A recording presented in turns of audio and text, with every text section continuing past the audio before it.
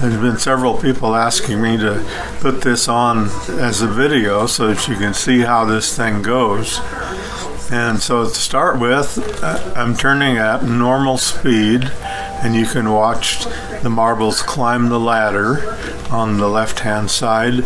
And then as it gets to the top, it drops the marbles down and it goes through a teeter-totter, and it splits between the two marbles, and they go down two different separate tracks and come back around and eventually go into the wheel and go back up and be transported up the ladder again.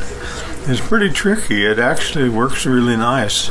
Now I'm going to turn the thing around so you can watch and actually see what happens here as I crank the thing, and you can see the marbles climbing on the other side once they get up to the top. Oh, by the way, this is in slow motion, so you can watch what the marbles do. And then this one goes down and goes through a little colander-shaped thing and then back over to the wheel.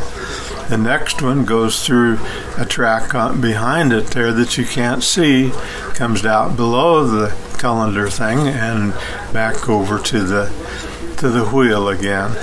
And this took quite a while to put this together, and mostly I was able to handle it by myself, but there were a couple of times I had to call in reinforcements, Darlene to be specific, and she helped me find parts and troubleshoot the thing.